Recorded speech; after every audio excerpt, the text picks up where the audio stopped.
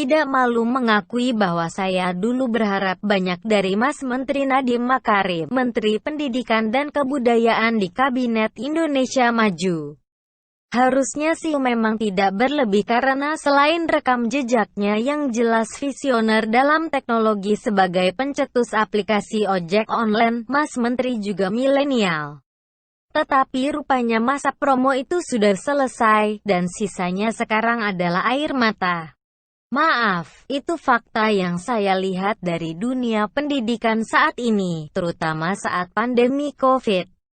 Berbicara mengenai COVID nggak bisa semata dari sudut pandang kesehatan, karena COVID tidak hanya lagi menyerang per individu, tetapi juga berdampak terhadap tatanan kehidupan masyarakat secara menyeluruh, mulai dari ekonomi, sosial dan bahkan pendidikan.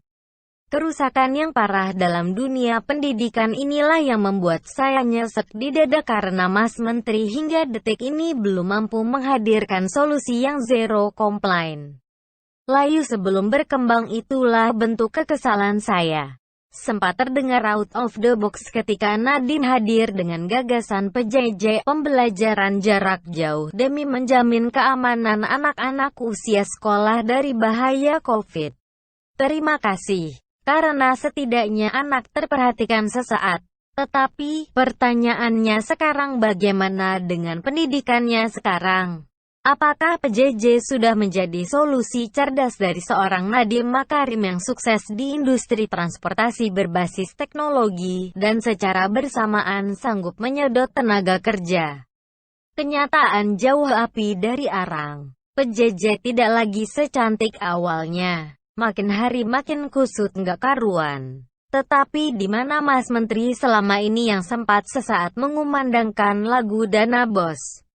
Beranggap sanggup mengatasi persoalan pendidikan di masa COVID? Tidak begitu Mas, percayalah.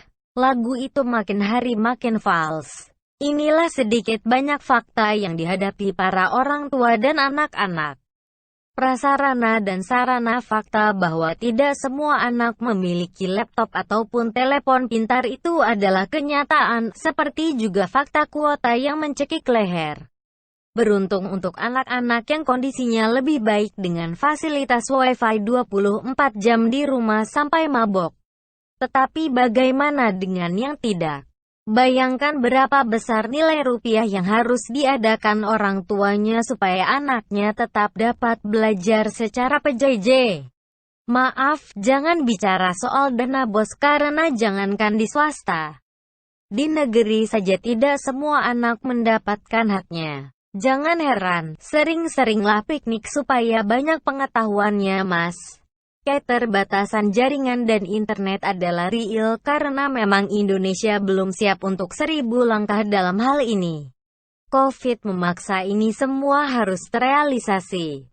Dan sayangnya keterbatasan ini jadi palu godam untuk banyak pelajar. Mereka harus mengikuti PJJ, sementara jaringan belum merata, dan kalaupun ada suka kumat-kumatan. Tragisnya, cukup sering pihak guru tidak bisa memaklumi ini. Keterlambatan anak mengakses link dianggap sebagai pelanggaran adalah sebuah ketidakadilan. Jujur ini bukan karangan, ini nyata.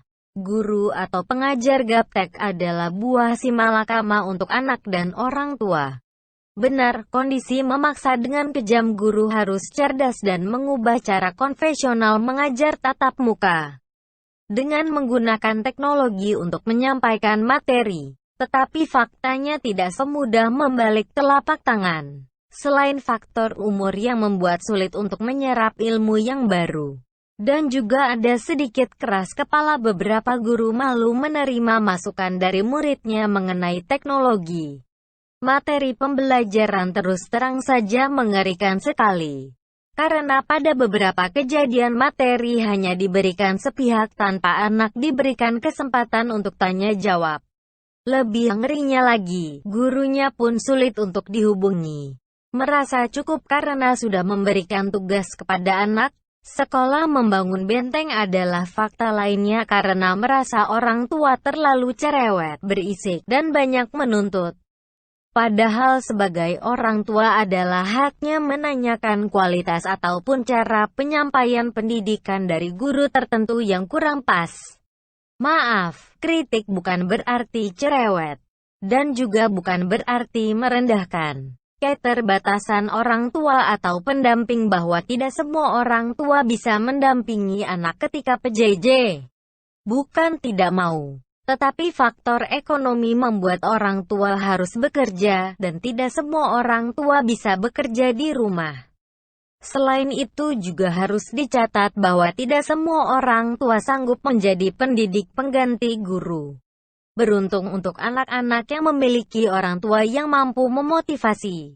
Tetapi bagaimana dengan yang tidak? Anak stres dan depresi inilah kenyataan yang makin banyak terjadi, dan ujungnya adalah apatis alias masa bodoh. Anak-anak merasa lelah dengan kondisi di mana mereka ingin belajar, tetapi kejedot sana dan kejedot sini. Mas Menteri Nadiem Makarim boleh saja bermimpi membawa Indonesia ke langit ketujuh. Bahkan sampai mentok sekalian. Tetapi, jangan lupa melihat di mana berpijak saat ini. Tidak cukup menyelesaikan pendidikan dengan PJJ saja, Mas. Jadi jangan heran kalau ternyata banyak orang tua yang rela berhemat makan ala kadarnya demi menabung pulsa kuota sang anak. Ada banyak persoalan dalam PJJ, yaitu ekonomi dan teknologi yang kait-mengkait. Dan harusnya menjadi pemikiran serius dari seorang Menteri Pendidikan dalam mengatasi dampaknya COVID pada dunia pendidikan. Artinya tidak cukup PJJ menjadi jawaban pendidikan di masa COVID. Harus lebih dari itu. Dunia pendidikan harus berubah total, dimulai dari sekolah. Kepala sekolah dan para guru yang suka tidak suka harus bekerja lebih keras dengan berbagai pelatihan mengajar berbasis teknologi, dan juga kebesaran hati menerima masukan dari para orang tua. Bahkan juga peserta didik. Terlalu mahal harga yang harus dibayar jika Nadiem merasa cukup dengan mencetuskan PJJ. Saya pribadi jelas tidak mau anak-anak memiliki kualitas yang rendah. Dan Indonesia pastinya tidak mau COVID berdampak lost generation bagi bangsa ini. Menitip pesan untuk anak-anak Indonesia, jangan menyerah kepada COVID.